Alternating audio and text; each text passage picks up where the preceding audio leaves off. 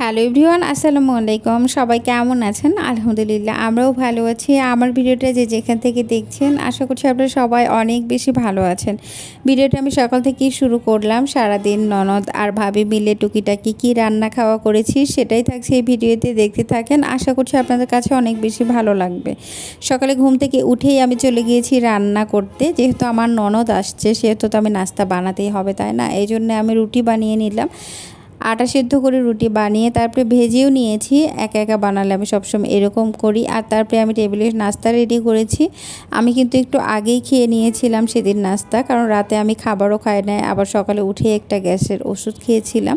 এই জন্য আমি তাড়াতাড়ি নাস্তাটা করে নিয়েছিলাম। আর আম দিয়ে রুটি খেতে কিন্তু আমার খুবই বেশি পছন্দ। আমার বাসায় যতদিন আমের সিজনে আম থাকলেই কিন্তু আমি রুটি পরোটা যেটাই হোক তার সাথে আমি সেটা দিয়ে নাস্তা করে নিব।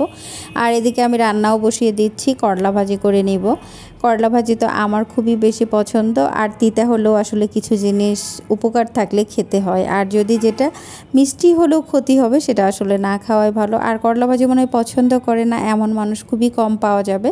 করলা ভাজি আমার এতটাই পছন্দ, কিন্তু আমি ওইভাবে সবসময় ভাজি করতে পারি না, কখনো একটু খারাপ ভালো হয়। আর করলা ভাজিতে বেশি পেঁয়াজ দিলে কিন্তু করলা ভাজি তিতা হয় না। আজকে করলা ভাজি আলুর ভর্তা আর আগের দিনের তরকারি আছে, এটা দিয়ে কিন্তু আমরা খাবার খেয়ে নিব। কারণ আমিও একা, আমার ননদ একা, যদি বেশি রান্না করি তাহলে আবার নষ্ট হয়ে যাবে। আমি বেশি রান্না করে নষ্ট করতে পছন্দ করি না।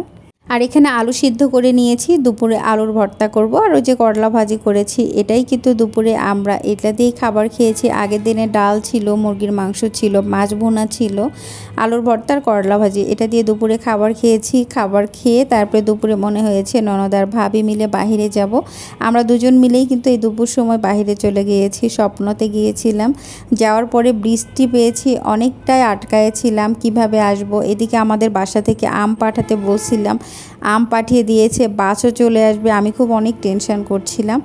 তারপর স্বপ্নতে কিছুক্ষণ থাকার পর একটু বৃষ্টি কমছে, একদম পুরোপুরি কমে নাই, তার মধ্যেও আমি সবজিও একটু নিয়ে আবার বাসায় চলে আসছি। এসে আমি বাসায় উপরে আর উঠি নাই, পাঁচতলায় উঠে আবার নামা পরে আমার ননদকে দিয়ে বাজারগুলো উপরে পাঠিয়ে দিয়েছি। তারপরে আমি আমার জন্য রাস্তায় অনেকক্ষণ অপেক্ষা করেছিলাম। কাজগুলো না বাসায় কি ছেলে মানুষ না থাকলে নিজের করতে হয়, তখন কিন্তু অনেক বেশি বিরক্ত লাগে। আর আমার বাসায় যে কেউ আসলে আমি অনেক বেশি খুশি হই, কারণ আমি সবসময় একা থাকি। আমার এটা কিন্তু অনেক ভালো লাগে। আমি মেহমান আসলে কখনোই মন খারাপ করি না। আর ননদ মানেই কিন্তু শব্দটা যে খারাপ এটা কখনোই না। আমার খুব ইচ্ছে ছিল যে আমার একটা ননদ থাকতো।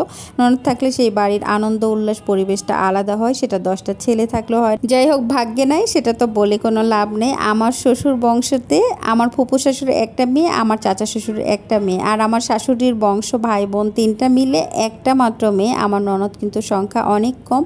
আর আমি কিন্তু শ্বশুরবাড়ি বাবার বাড়ি যে কেউ আসুক আমার কিন্তু অনেক ভালো লাগে। আর আমি অনেক খুশি হই মেহমান আসলে। আমার মানুষ অনেক বেশি পছন্দ, যেহেতু আমি সবসময় একা থাকি এই জন্য কেউ আসলে দিনগুলো আমার কিভাবে যেন কেটে যায় আমি কিন্তু বুঝতেই পারি না। আর দিনগুলো অনেক বেশি ভালো যায়। আমার ভিডিওটা আপনাদের কাছে কেমন লেগেছে অবশ্যই জানাবেন। সবাই ভালো থাকবেন। আল্লাহ হাফেজ।